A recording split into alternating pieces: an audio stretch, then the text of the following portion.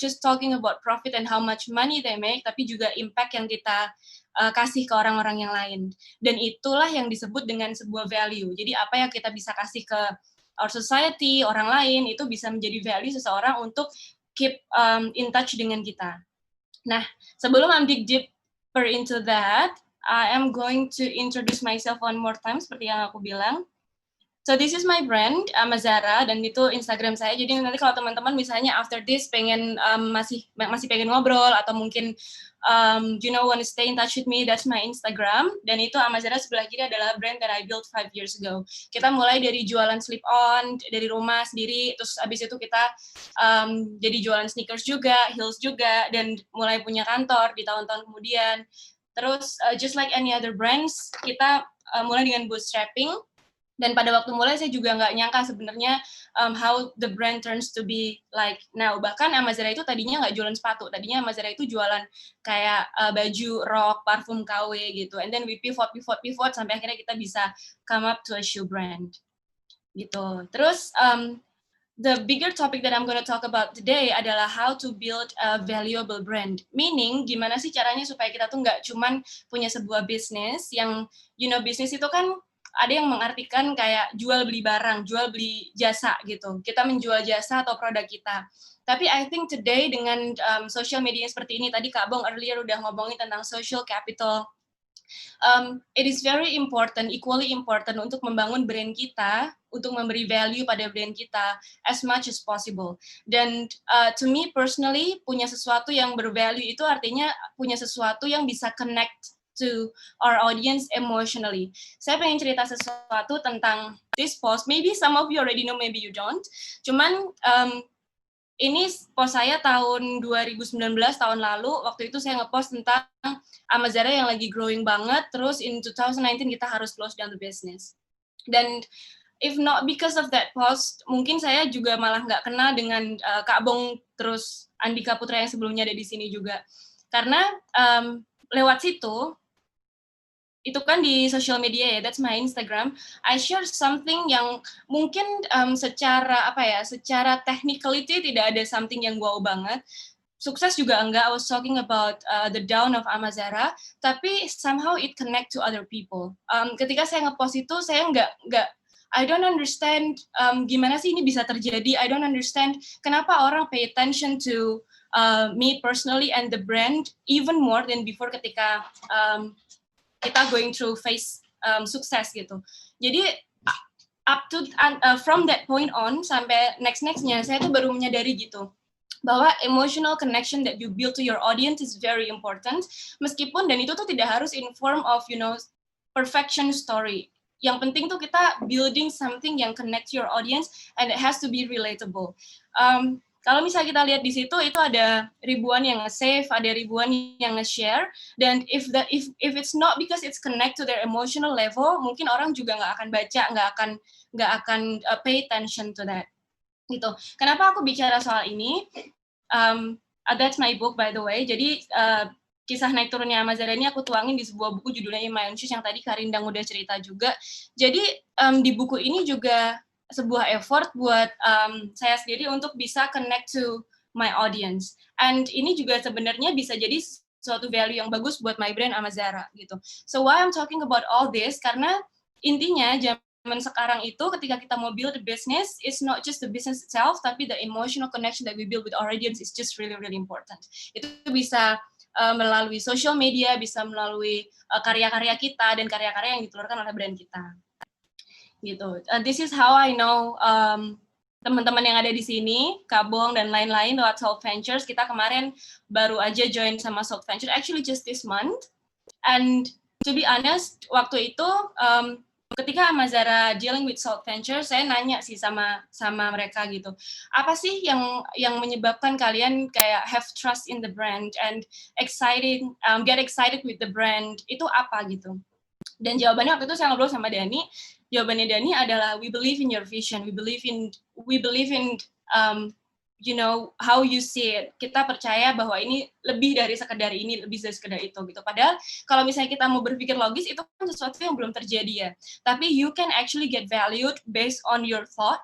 You can actually get valued based on the way you see the future and based on your brand, not just aset kamu, not just produk kamu, not just your service, but beyond that, value itu bisa dikumpulkan dari hal-hal yang sifatnya apa ya, intangible gitu. So this is what I'm talking about. Jadi kalau misalnya kita punya bisnis kan kita kayak ada something yang tangible dan something yang intangible. Mungkin teman-teman tahu kalau tangible itu kan lebih ke kayak tanah, terus inventory, terus mungkin you know, meja, kursi, komputer gitu. Sedangkan intangible itu adalah hal-hal yang sifatnya tidak bisa dinilai fisiknya, kayak the brand itself, brandnya Amazara itu sendiri misalnya, atau you know, your team gitu. Jadi hal-hal yang sifatnya intangible ini can be as important as hal-hal yang sifatnya tangible. Dan di kelas ini, hari ini saya pengen share lebih banyak, dig deeper tentang how to build value sehingga increasing our intangible asset. Today it's just getting more complicated karena bukan cuma soal brand juga, it's about your vision, it's about your mission, it's about your teamwork, it's just getting so complicated, and that's why mungkin di sini kita nggak bisa cover semuanya, tapi apa yang teman-teman pengen tahu, saya pengen banget supaya bisa ditaruh di kolom itu tadi ya, kolom question and question itu tadi, supaya kita bisa klik. Wait a second, I'm having some technical difficulties. Yes. Terus, nah ini contohnya tadi. We basically have talked about that. And let's talk about Amazara. Jadi di sini ketika kita ngomongin tentang gimana sih caranya meningkatkan value dari brand kita, ada 5 hal yang saya pengen share di sini sama teman-teman. Yang pertama adalah, sorry. Oke, good. Yang pertama adalah what you believe. So, di Amazara itu, kita percaya bahwa percaya diri dimulai dari hidup di sepatu kamu sendiri. Artinya jangan biarkan judgement orang menghentikan langkah kamu untuk jadi the best version of yourself. Now, it seems very, apa ya, kayak, very tidak kasat mata gitu, nggak kelihatan. Bukan kayak, oh, we believe in selling the best shoes possible, we believe in giving the best service possible, yes, itu important, tapi ketika kita ngomongin visi misi perusahaan, what you believe is very important. Dan sebenarnya, kalau kita ngomongin visi misi ya, misalnya kita lihat kayak Allbirds gitu. Allbirds itu sepatu yang saya suka banget ya dari US, maybe some of you also already know. Jadi si Allbirds ini punya visi misi di bidang sustainability. Nah, sustainability ini ya, itu kan sesuatu yang kayak it's a long road. Sometimes tuh kita nggak bisa lihat endingnya gitu. But that's what we call belief. Jadi apa yang kita percaya itu not necessarily harus bisa diwujudkan dalam 1 atau 2 tahun. Justru kalau kita punya visi misi yang panjang, visi misi yang besar gitu ya, dan kita istilahnya jual mimpi itu yang bisa menjadi benchmark kita, itu yang bisa menjadi kita tuh mau kemana gitu. Dan yes, it is something yang mungkin kayak it's a big dream, itu kayak terkesan sangat naif banget, you feel like it seems like apa ya, sesuatu yang very hard to achieve. Tapi itu yang membedakan antara visi misi atau dreams kita dengan yang namanya goals kita atau plan kita. Saya pernah dengerin Simon Sinek, salah satu inspirator favorit saya juga, beliau bilang begini. Jadi kan waktu Martin Luther King kasih speech, judulnya I have a dream kan, bukan I have a plan. Kenapa? Karena kalau misalnya kita ngomongin tentang I have a plan, my plan is like this and like this and like this, maka orang yang mendengar itu hatinya tidak tergerak gitu. So we're coming back to the emotional connection that we're gonna build. It is very important untuk share apa yang kita percaya sih gitu, supaya itu bisa menggerakkan hati audiensnya. I hope it makes sense. Karena kalau kita terus-terusan as a brand owner atau as a business owner atau if you're a professional or anything, kalau kamu bicara tentang, oh this is my plan, this is my goal, yes it is important, tapi when it comes to emotional value, itu tuh tidak cukup besar untuk bisa menggerakkan hati audiens kita. So when you have a brand, focus on making a brand mission. Jadi yes, ini mungkin kayak terkesan besar banget, tapi itulah yang bisa menggerakkan hati audiens kita. And really focus on that. Gitu. I hope it makes sense. Terus, nah, ini adalah hari-hari pertama di mana saya mulai Amazara. Jadi sekitar tahun 2017 lah itu tuh di kantor itu ada tulisan your most unhappy customers are your greatest source of learning. Itu salah satu quote dari Bill Gates. Back in the days, waktu awal-awal saya bikin Amazara, saya juga nggak langsung tahu bahwa, oh, my vision and my mission itu adalah, saya kepengen supaya sepatu ini bisa remind orang untuk bisa hidup di sepatu mereka sendiri, untuk berani menjadi diri mereka sendiri. Waktu itu, I was trying so hard to find my vision and my mission, cuman nggak ketemu-ketemu gitu. It's really hard to find it, dan everything I said is just it was just not inspiring enough, tidak menggerakkan hati audiens kita sama sekali. Jadi waktu itu I started by putting customer first. Waktu itu saya bilang, karena saya sangat terinspirasi sama Zappos, shoe commerce dari US, saya bilang bahwa we want to deliver happiness to our customer, gitu. Dan it's a big mission, but the problem is that someone else mission that's not really our mission. Jadi yes, itu tuh bagus, cuman when you want to find misi visi dari long term goal perusahaan kamu, you need to really dig deep into yourself and your company, dan kayak tahu benar-benar apa yang kalian believe. Karena misalnya, yes, saya bisa ngomong sih, tujuan kita tuh delivering happiness to our customer, tapi tetap aja customer tahu bahwa itu tuh it doesn't feel genuine for them. Yes, it is very important to make them very happy, and they feel happy ketika kita memberikan best service, cuman itu not strong enough to move their emotion. Ngerti nggak maksud saya? Sedangkan kalau di Zappos itu mungkin bisa benar-benar moving their emotion because that's who they are and they being genuine about it. So misalnya kamu punya brand yang care so much about environment, itu akan terdengar sangat berbeda ketika yang ngomong adalah kamu memang benar-benar genuinely care about the environment, dan ketika yang ngomong adalah orang yang bikin environment itu just some sort of marketing gimmick aja. It's gonna feel different. Jadi kalau kamu mau menyentuh hati audience kamu mau connect emotionally with your audience, it just really really important to figure out what you believe. Apa yang kamu untuk tahu apa yang kamu percaya itu sangat-sangat penting, dan percaya secara genuine, percaya benar-benar dari hati, bukan kayak minjem visi misi orang lain gitu. Yes, that takes personal journey to go there, tapi saya cuma bilang bahwa itu tuh sangat penting. It's the foundation of creating a great emotional connection with your audience. Gitu. I'm gonna have a look at the question and answer first. Okay. Udah mulai banyak ya ternyata. And then I'm going to next. Yes. Ini ada Simon Sinek namanya. Mungkin nanti teman-teman bisa lihat videonya yang cukup viral di YouTube, and maybe some of you already lihat juga karena ini sangat viral. Jadi tadi seperti yang saya bilang, finding your vision and your mission in the long term itu sangat-sangat tidak mudah. It takes spiritual journey, it takes kayak naik turun, tahu sebenarnya what you genuinely care, what you don't. Dan ketika ditanya, gimana sih cara menemukan apa yang kita percaya gitu? Karena saya sendiri di awal-awal saya bilang bahwa we believe that customer service is everything gitu. Which is yes, menurut saya itu penting, tapi itu tidak cukup besar untuk bisa menggerakkan hati audiensnya Amazara gitu. Nah, bagaimana cara menemukannya? Jadi Simon Sinek ini bicara tentang you need to find your why you go to work every day. Dan kenapa kita mulai dari kita sendiri ketika kita as a brand owner? Karena kalau misalnya mulai dari company kan itu a little bit hard ya. Tapi kalau misalnya kamu bisa dig down into yourself first and then see kenapa kamu melakukan ini dan creating your brand to achieve something, maybe you're gonna find your why.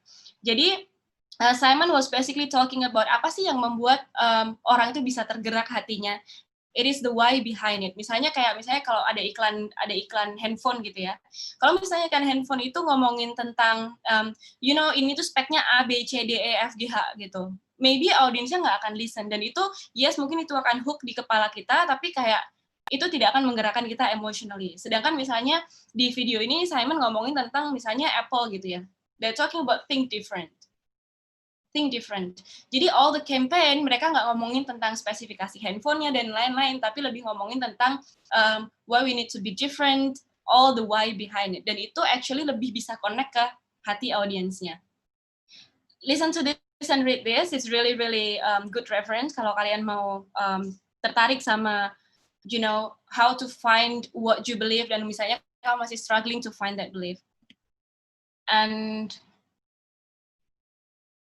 ini adalah contoh. Jadi Simon ini punya satu website, dan di website dia juga bilang, we imagine a world in which the vast majority of people wake up inspired, feel safe wherever they are, and at the end of the day feeling fulfilled gitu. Ini ditaruh di websitenya dia di depan-depan. Seperti juga kalau di Amazara kita taruh di sini.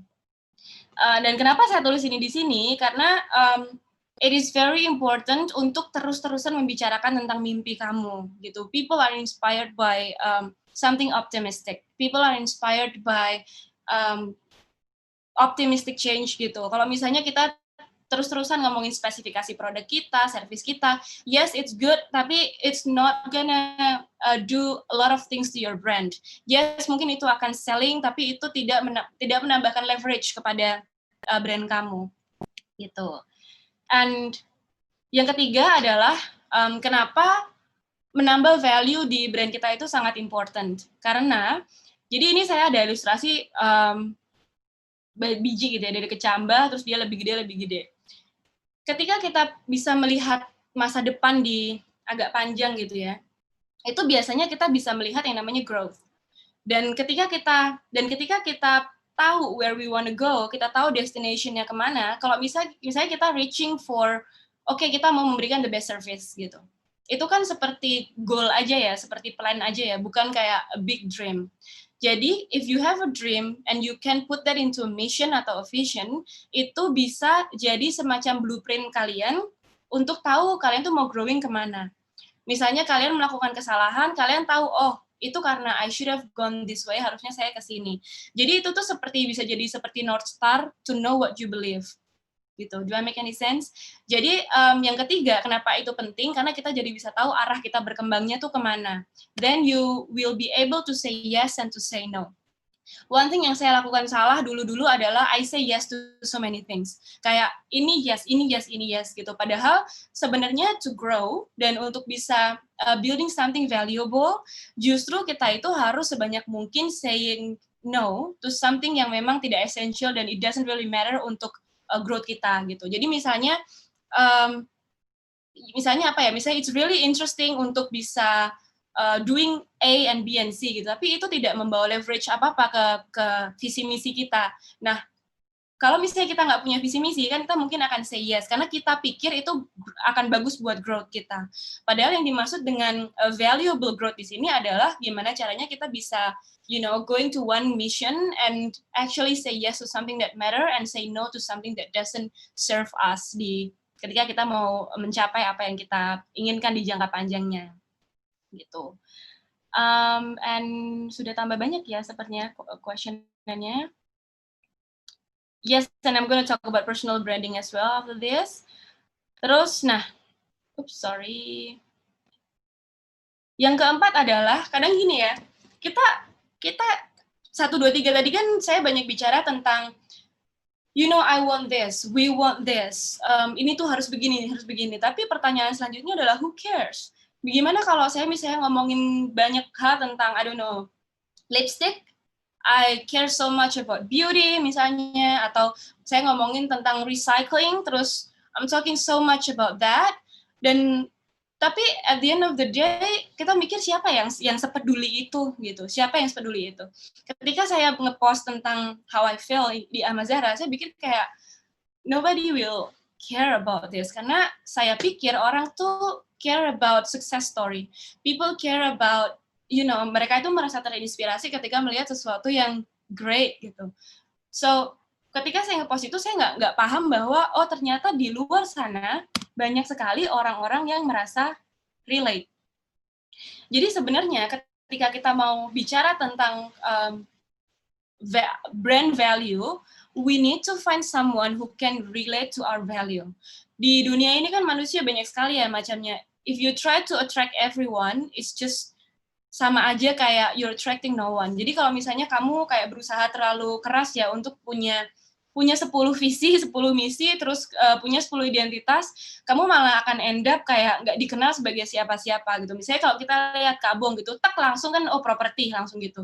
Jadi that specification to find people yang memang relate dan memang genuinely care, mendengarkan atau mengkonsumsi konten-konten yang memang berkaitan dengan apa yang kamu memang benar-benar care, it really matters.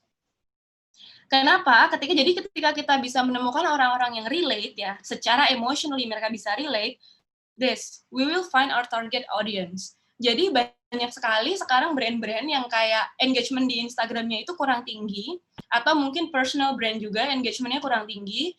Kenapa? Karena orang-orang yang follow itu tidak merasa relate dengan apa yang disampaikan gitu. Yes, relate in a way yang mungkin sama-sama suka fashion, atau sama-sama suka gadget, atau sama-sama suka inspirational quotes. Cuman kenapa engagement-nya kurang tinggi? Karena mereka itu, they don't feel like they are in the same shoes. Make sense gak? Nah, gimana caranya supaya bisa menemukan orang-orang ini sih, orang-orang yang benar-benar genuinely care sama apa yang kita bicarakan? You need to find target audience yang spesifik banget gitu. Jadi tadi kalau Kabung bilang kayak ada tribe-nya. But before we go into tribe, saya punya satu tips gimana caranya kita tuh bisa membangun message, konten apapun itu di brand kita maupun di personal brand kita yang supaya bisa attracting the right person, which is dengan customer avatar. Ini yang selalu saya mulai. Jadi ketika dulu, misalnya nih contoh aja ketika saya mau bikin buku gitu. Ketika saya mau bikin buku itu saya tidak semata-mata terus nulis doang terus udah tanpa membayangkan saya bicara dengan siapa. Ketika kita mau building something that is valuable, building something yang memang kayak supaya bisa connect emotionally untuk siapa yang membaca atau siapa yang kita targetkan, supaya bisa menemukan target audience yang engage dengan kita yang berkualitas, itu step pertama kalau yang saya lakukan adalah saya bikin yang namanya customer avatar. Customer avatar itu apa? Jadi saya tuh membayangkan satu orang, satu aja cukup, satu ideal customer. Misalnya saya membayangkan, my ideal customer is a woman, umurnya 25, terus she wants to be independent, she has a lot to talk about, jadi dia sebenarnya punya opini, cuman dia takut gitu. Dia takut ngomong karena dia takut dijudge. Dia takut ngomong misalnya dia takut menunjukkan powernya di professional life atau di bisnis karena dia takut dibilang mungkin terlalu powerful atau gimana gitu. Jadi saya membayangkan satu orang itu dan it helps me a lot untuk menulis. Dan bukan cuma di buku aja, so if you wanna know, saya juga masih nulis caption di Amazara. Ketika saya nulis caption, ketika kita bikin konten, saya selalu mulai dengan kayak membayangkan target audience yang tepat dengan yang namanya customer avatar. Nah, the tricky part adalah ketika kita menciptakan customer avatar ini, jangan mulai dengan 10 orang. Find satu orang aja. Kenapa? Karena nanti orang-orang yang similar juga akan secara otomatis mereka, kalau memang mereka relate, mereka akan mengkonsumsi konten kita, apa yang kita bilang juga gitu. Jadi kalau kita mulai dengan terlalu banyak orang, nanti malah konten yang kita kasih tuh nggak bisa strong, because we're trying to too hard, kita terlalu mencoba terlalu you're trying too hard untuk bisa menyentuh terlalu banyak orang gitu. Jadi ketika kita berusaha ngomong ke 10 orang, kita nggak bisa crafting a message, kita nggak bisa crafting suatu konten yang benar-benar spesifik buat satu orang. Dan itu menyebabkan konten kita tidak powerful. Ketika konten kita tidak powerful, itu menyebabkan kita jadi susah diingat. Untuk bisa connect ke audience itu jadi susah. Gitu. So, begin with having one customer avatar. I think that's gonna be satu tips ya yang saya selalu lakukan. Dan pada akhirnya itu akan menimbulkan emotional connection. Jadi ketika kita itu invest di the belief, gimana caranya kita getting through things dan benar-benar leverage-nya itu ditaruh di building emotional connection with our audience, itu impact-nya akan menjadi brand kita itu akan semakin kuat dan strong. Jadi banyak yang di luar sana bilang bahwa branding is about choosing the logo, warna, dan lain-lain. Iya, itu penting, cuman menurut saya yang lebih penting adalah the emotional connection that we build. Ada brand yang mungkin nggak rapi-rapi banget, tapi kamu tuh langsung klek gitu. Ketika mikirin apa tuh langsung keinget gitu. Nah, itu emotional connection yang sebenarnya sangat-sangat valuable. Karena banyak juga kita lihat di luar sana misalnya brand udah rapi banget, guidelines-nya udah oke, pemilihan warnanya udah bagus dan lain-lain. Tapi ketika kita lihat we don't feel anything. So that's what we don't want. Gitu. Nah, the last one I'm gonna talk about adalah ini berapa? Oke, pas bentar lagi, oke? Jadi 5 menit lagi. The last one I'm gonna talk about ketika kita ngomongin tentang building a valuable brand adalah bagaimana sih caranya kita creating a message untuk bisa menginspirasi audiens kita. Karena ketika kita ngomongin emotional connection itu kan kita kepengen saling ini kan menyentuh emosi edukasi gitu. Ketika kita bilang mengedukasi A, B, C, yes itu nggak itu sampai sini, tapi itu tidak sampai sini. Jadi ini ada sebuah namanya brand archetypes. Jadi brand archetypes ini adalah beberapa macam yang memang bisa di-image-kan gitu. Gimana ya ngomongnya? Jadi misalnya nih, ini ada contoh langsung ya. Misalnya ada Disney. Disney itu brand ketika kita mau building emotional connection sama audience kita as a Disney, everything that they put adalah mereka selalu menjual mimpi tentang magician. This is magic. This is you believe in this. Gitu. Terus misalnya itu ada tentang Ray. Ray itu misalnya ada contoh lain kayak National Geographic gitu.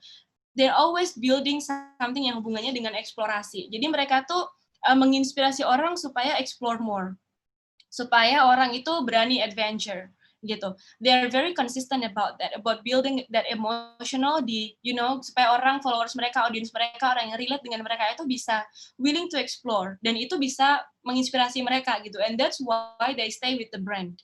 Contohnya lagi ada Nike ya, the hero. Jadi kita lihat banget banyak komersialnya Nike itu selalu talking about if you have a body, you're an athlete. Kalau misalnya kamu punya badan, maka kamu adalah seorang atlet gitu. Kenapa? Karena itu message itu tuh menginspirasi audience untuk becoming the hero of their own self gitu. Terus ada lagi kayak Rolex. Kalau Rolex pasti kan kayak ngomongnya about the ruler karena kan the image yang mereka kepengen orang-orang yang audience yang pakai Rolex itu merasa like a ruler kayak king gitu. Terus misalnya Apple. Kalau Apple itu adalah kreator. Jadi misalnya makanya innovation is very important to them. Mereka selalu ngomongin tentang bagaimana berinovasi, bagaimana menjadi yang terdepan gitu. Nah, I want you to think for your brand itu sebenarnya menginspirasi itu kan harus genuine ya, dari benar-benar something that you truly deeply care. Audience kita itu hanya bisa menangkap itu ketika mereka benar-benar ngerti yang dimaksud ini tuh apa sih yang what is the dream that you are trying to sell to them. Kamu tuh berusaha menjual mimpi apa gitu. Is it to explore? Is it to be the hero? Is it to be the caregiver? Atau supaya bisa you feel like you ruling the world. I hope it makes sense. Brand archetypes ini juga sesuatu yang saya banyak gunakan di Amazara sendiri. Kita kepengen audiens kita atau siapapun customer kita yang pakai sepatu itu bisa, ataupun bahkan bukan customer ya, bahkan orang-orang yang audiens kita yang mengonsumsi konten di Instagram pun kita kepengen mereka ngerasa kayak they can be the hero of their own self. That's why kita hanya putting konten yang memang sifatnya empowering, sifatnya itu bisa mengedukasi dan membuat mereka a lot more powerful because we want them to feel like mereka tuh bisa jadi hero of their own life gitu. And I think I'm out of time. Bisa langsung ke pertanyaan aja kali ya. Banyak sekali pertanyaannya. Kak, aku mulai dari banyak sekali. Aku mulai dari bawah ya. Kalau ada pertanyaan lagi silahkan langsung ditulis aja. Oke? Okay? Sorry. Jadi, I'm gonna stop screen sharing first. There you go. Nah. Oke. Okay. Q&A. Dari bawah dulu ya. Hai Kak Uma mau tanya, customer avatar yang di-imagine apakah harus konsisten dari awal sampai akhir bisnis atau bisa berubah-ubah setelah perkembangan bisnis? Ini seperti nanya, kalau kita mau punya personal brand, kita harus punya message yang sama atau enggak? Kalau kita brand kita misalnya awal-awal warnanya biru, boleh nggak nanti kalau rebranding jadi hitam gitu? Ya of course jawabannya adalah boleh ya. Jadi itu justru malah harus karena kita kan harus menyesuaikan kan dengan apa yang ada di apa yang selalu relate, apa yang kayak sedang terjadi gitu sekarang. Jadi I would say itu justru malah harus berganti. Just make sure bahwa kamu tuh ganti bukan karena apa ya, bukan karena mau ganti aja, but because there is a cost to that. Misalnya kalau Amazara dulu, Amazara dulu tuh kan lebih ke, delivering happiness, making customer happy. Sekarang kita message-nya a lot more empowering. Tapi itu bukan terjadi begitu aja gitu loh. Itu terjadi karena memang secara proses ada pendewasaan dari brand-nya di situ. Jadi brand-nya sekarang mungkin audiensnya lebih dewasa, sudah lebih dewasa, yang tadinya mereka kuliah, mereka sekarang udah mulai kerja, topik yang di-follow udah nggak cuman mengenai being stylish on the outside, tapi juga in the inside gimana kita bisa build power dari dalam gitu. Jadi again itu bisa berubah. Just make sure bahwa perubahannya itu tetap ada di koridor visi misi brand kita, dan kalaupun mau berubah, make sure bahwa itu genuinely berubah, nggak cuman kayak gara-gara nothing and then you want to change it gitu. Just make sure it's as genuine as possible gitu. Hai Kak, kegagalan dan kesalahan apa saja yang udah pernah Kakak alami? Apakah boleh sharing ketika kita mau mulai bisnis? Wah, kalau ini mungkin jawabannya agak panjang.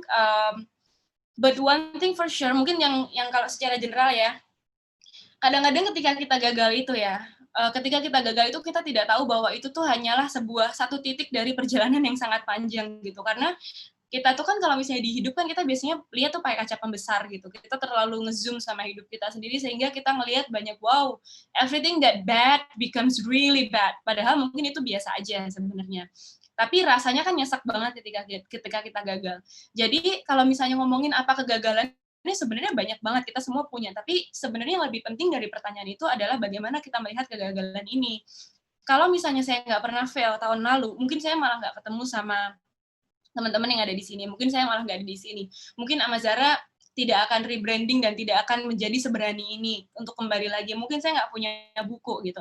Jadi what really important dari everything that you did wrong atau kegagalan kamu itu justru adalah apa yang kamu pelajari dari situ dan bagaimana kamu bisa bertumbuh dari situ. Kayak tadi yang saya bilang, saya malah, kenapa saya tadi cerita tentang why I failed last year di awal-awal presentasi, karena tanpa itu saya tidak bakal menemukan visi misinya saya sekarang gitu. So failure is actually a very good opportunity to learn, untuk tahu kita itu sebenarnya kayak gimana, brand kita itu sebenarnya gimana, what we did wrong and what did we right, itu bisa ngebangun kita untuk bisa lebih bold lagi gitu. So think of it as like that. Jangan kayak gagal dihitung-hitung, itu yes, itu it happens all the time. Cuman just make sure kalau kamu punya mindset yang tepat atas itu, karena kamu bisa turn it back and actually diputer gitu. Jadi sebuah pelajaran yang berharga. Gitu. Aduh banyak sekali ya pertanyaannya. Di sini tuh nggak bisa kayak ada di tam-tam gitu ya. Mau bertanya apakah Kak Uma ada develop brand lain sebelum Amazara? Yes, I actually dulu jualan aksesoris, kayak aksesoris gitu. Terus, so Amazara itu satu yang the big one, yang kayak my major success waktu itu. Cuman sebelum-sebelumnya memang ada, saya jualan sepatu kayak airbrush gitu juga pernah, but it didn't work out. Terus jualan aksesoris juga udah pernah, kecil-kecil gitulah. Tapi I think ya kalau misalnya kita lihat, apa yang membedakan kenapa bisa Amazaranya itu bisa jadi dan yang lain enggak, itu sebenarnya yang pertama adalah konsistensi gitu. Di yang lama tuh saya semacam ngelihat ya serius, cuman nggak kayak komitmen banget gitu. Jadi konsistensi itu sesuatu yang membedakan. Tapi yang kedua adalah momen yang tepat. Tadi Putra sebelum ini udah ngomongin juga tentang stupid people on the right wave. Ketika momennya tepat, kita jump into ke situ. Waktu itu saya mulai Amazara itu streetwear tuh lagi mulai naik. Jadi waktu itu yang saya jual itu kan slip on. Streetwear lagi mulai naik, belum banyak brand lokal yang jualan dengan style yang kayak gitu.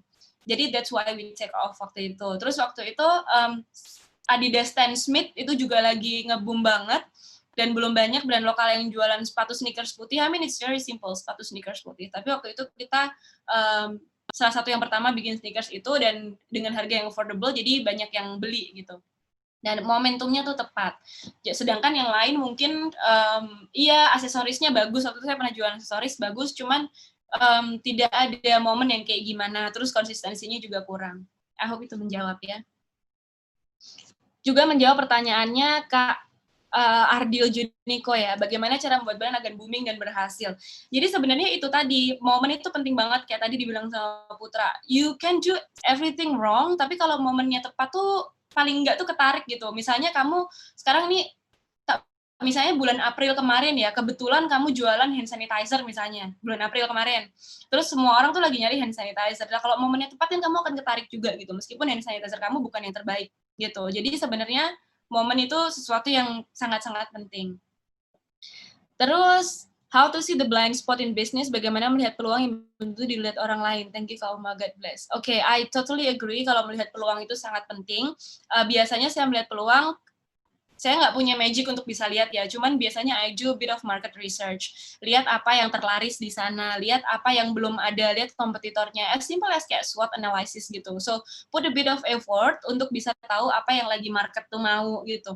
Terus misalnya ini lagi, misalnya teman kamu bilang kayak, oh ini tuh lagi naik banget itu jualan ini. Kalau kamu ikut-ikutan doang tanpa kamu meresearch dan melihat kayak, oh ini kompetitornya udah banyak, is it red ocean or is it blue ocean? Terus susah nggak sih bikinnya, terus cost-nya mahal apa enggak, terus actually profit margin-nya berapa. Kalau misalnya kita nggak hitung hal-hal seperti itu, akan susah untuk bisa kayak quite booming gitu, karena kelihatannya aja lagi nge-boom, tapi semua orang udah jualan, ya kan susah juga untuk bisa fit in ke sana. But I think yang saya percaya adalah, yes, kita harus bisa melihat di short term itu lagi apa yang lagi ini, itu dengan market research.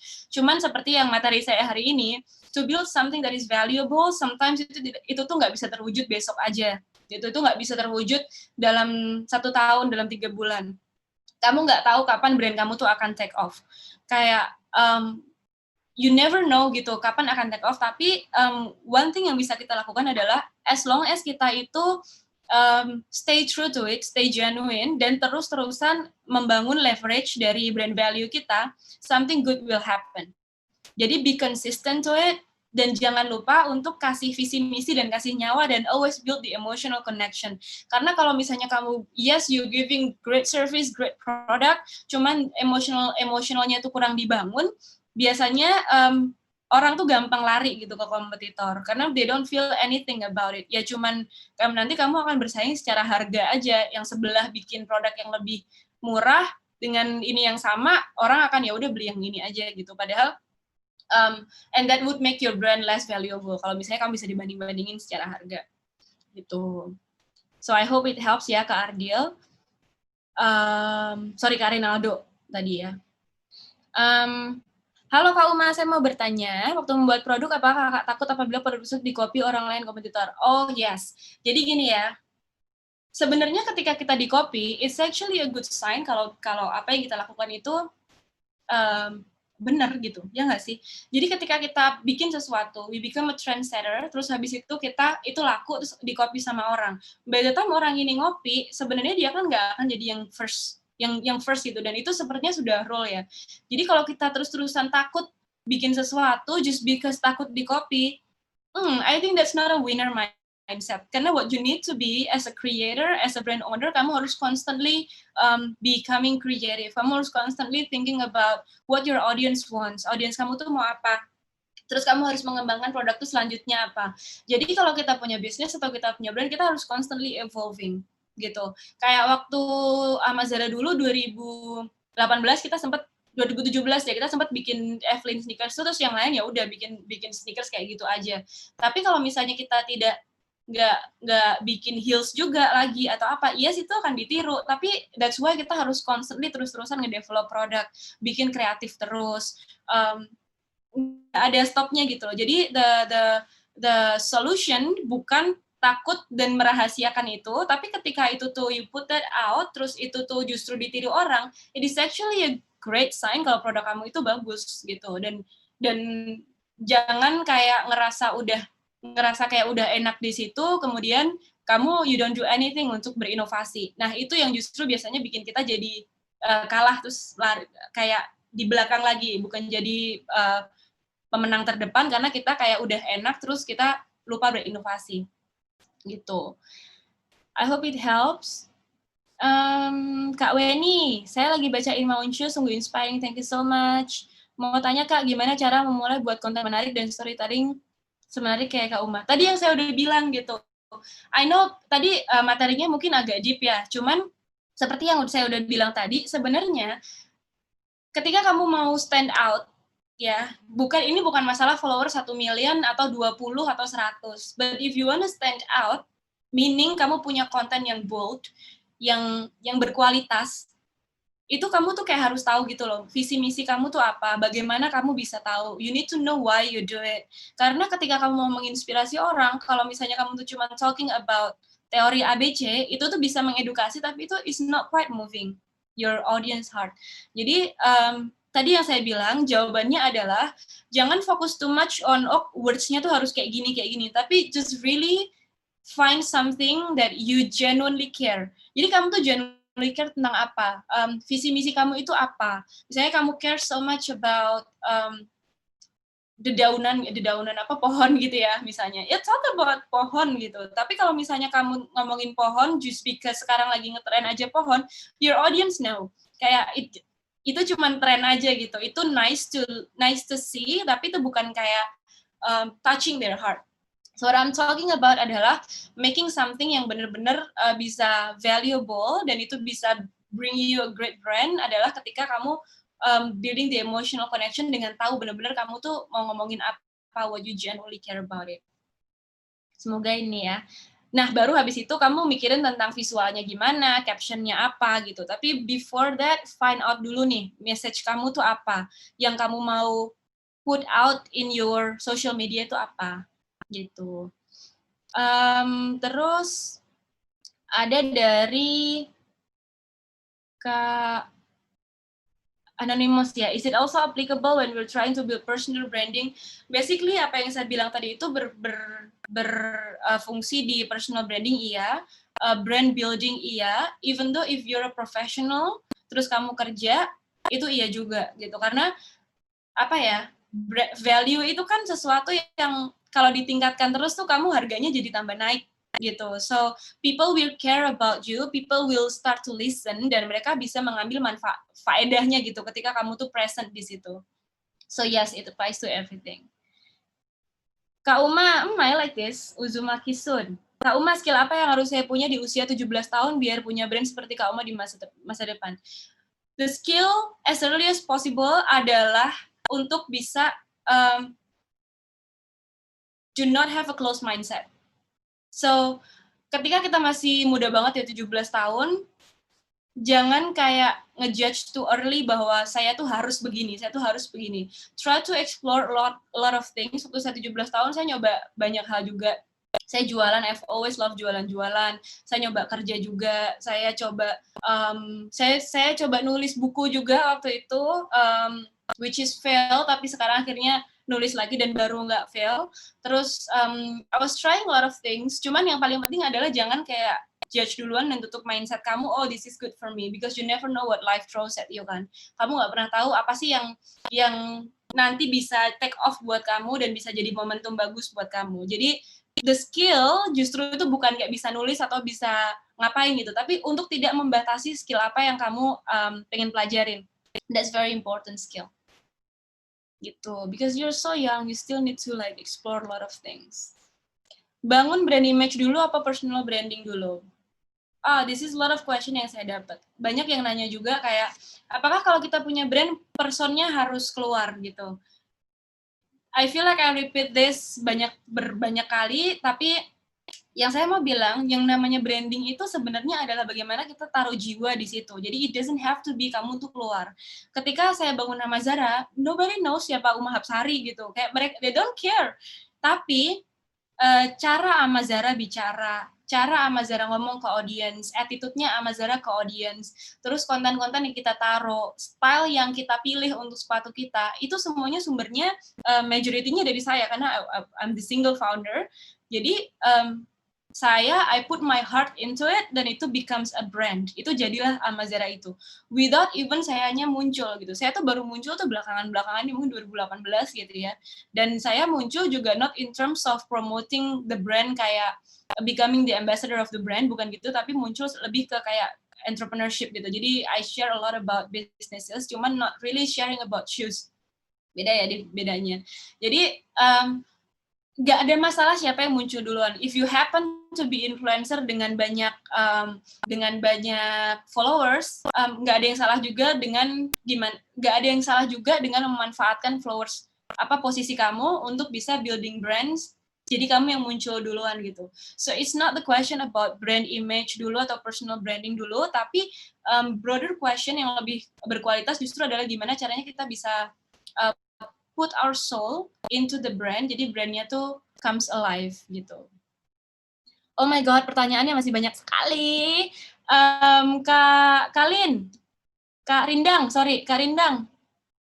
can you get inside? Ya. Kayaknya kalau pertanyaannya dijawab semua sampai jam 4 sore deh, karena banyak banget yang nanya. Iya betul, banyak banget sampai 50-an ya Kak masuk pertanyaannya, semuanya excited banget dengerin Kak Uma masalahnya. Iya, waktunya sudah habis ternyata. Gimana kalau abis ini aja kali ya, aku answer di Instagram, mungkin bisa lebih pas waktunya daripada sekarang. Iya, oke. Jadi kalau gitu Kak Uma nanti akan lanjutkan di Instagram ya? Yes. Aku akan simpan ini supaya bisa lanjut. Oke, thank you banget Kak Uma untuk insightful message-nya untuk kita semua hari ini. Aku juga belajar.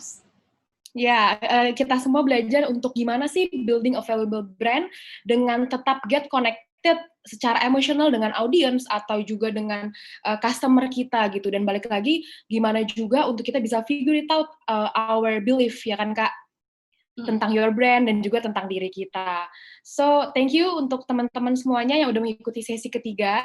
Dan setelah ini kita ada sesi keempat bersama Pamela dan Monica Tan. Tapi sebelum itu, saya dapat info nih dari admin mengenai Skill Launcher. Ternyata banyak banget yang chat admin untuk bertanya mengenai Skill Launcher.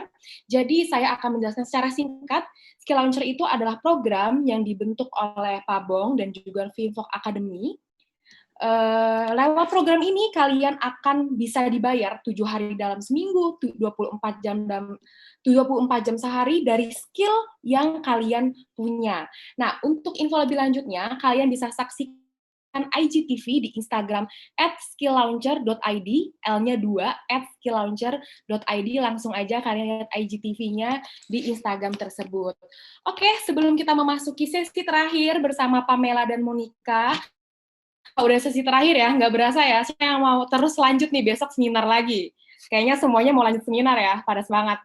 Oke, kalau gitu saya beri waktu sampai pukul 2 siang untuk kita istirahat sebentar, mungkin ada mau ke toilet, atau mau ngambil kopinya lagi, boleh. Dan ya, semuanya teman-teman, thank you, kita bertemu lagi di jam 2. Thank you Kak Uma untuk hari ini. Thank you banget ya semuanya. So sorry, ini Q&A-nya banyak sekali, nanti saya lanjutin ya di Instagram. Thank you so much for listening. Thank you ya Kak Rindang ya. Thanks Kak, sukses terus, bye. You too, bye-bye.